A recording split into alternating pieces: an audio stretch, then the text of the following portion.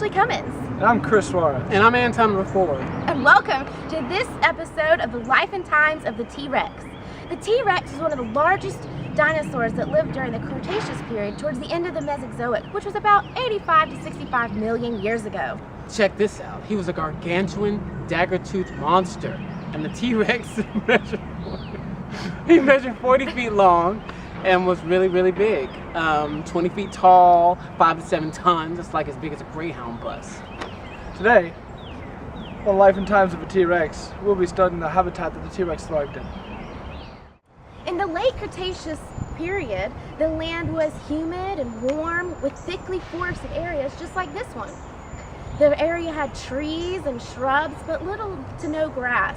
And this would have been a paleo environment the T-Rex would have thrived in.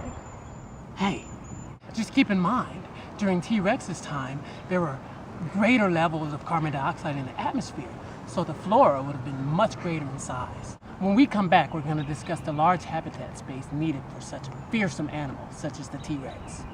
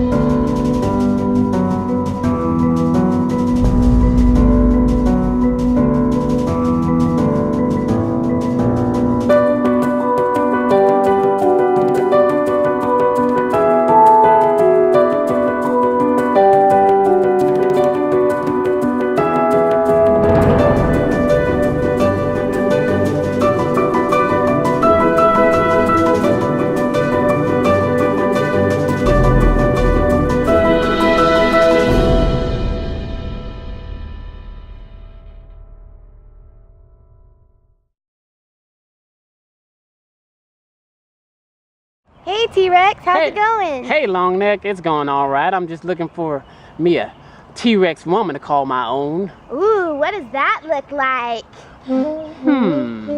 Well, she's going to be bigger than myself, of course. Why? Because she's dropping my baby eggs. Ooh, yeah. Yeah. And then I want her to drop 2 eggs at a time, because that's what we T-Rexes do. Just 2? 2 at a time, but we can have more if we want. Oh, yeah. And then we're going to stay together until our kids are of age. Really? We do. We're very protective of our children. Huh. Oh, I just fell on my side. I gotta help me up. Okay.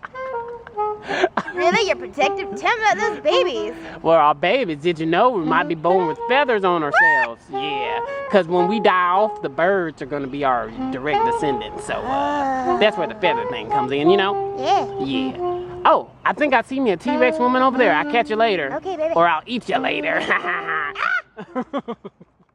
And we're back to the life and times of the T-Rex. And I have lead paleontologist me, Chris Suarez, and Anton Reform to talk to us about the acreage required for the T-Rex. Yes, in fact, the T-Rex carnivores require much more habitat space than herbivores of the time. The living space requirements of truly enormous carnivores, like tyrannosaurs, is mind-boggling. The home range needed by a single 25-kilogram carnivores might have covered hundreds of square kilometers. Yeah, this T-Rex would have encompassed tens of thousands of square feet in living space. Well, there you have it, straight from the mouths of the leading experts in their field. Dinosaurs like the T-Rex needed lots of space to roam and hunt, which brings me to my next point, hunting styles of the T-Rex. We'll be right back after this break. Wondering if the T-Rex was a hunter or a scavenger? Hunter. Scavenger. Hunter.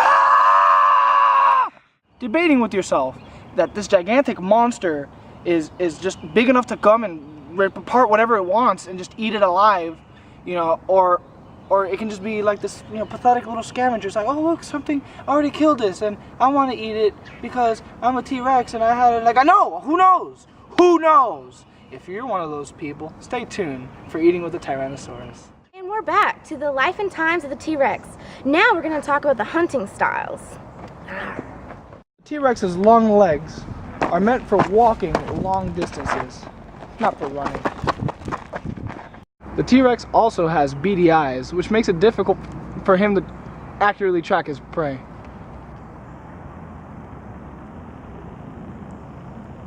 The T-Rex also has very tiny arms. Most animals like to use their arms to catch their prey or hold them down when they try to eat them. But how do you expect an animal who can't even scratch his own face to hold down any prey? The T-Rex also has a very, very big olfactory gland, which helps them smell their prey, dead or alive. Are you ready for your answer? They're both! Ha! You have on one hand the lion, and they're very famous predators, but they can also be found scavenging. They find plenty of dead prey. And then on the other hand, you have hyenas, and they're scavengers. They're famous scavengers. It's almost funny. Get it? Hyenas. And they're actually notorious for hunting also. So the T-Rex is clearly both because it's a T-Rex. It can do whatever it wants. Well, that's it for this episode of the Life and Times of the T-Rex. And join us next week for when Stegosauruses stop being polite and start getting real.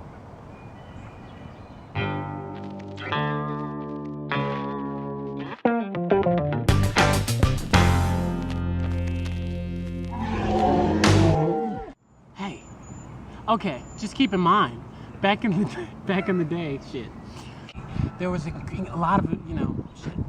Just keep, shit. When we come back, we're gonna discuss the increased shit. Line! Are you ready for your answer? They're both! Running. Difficult for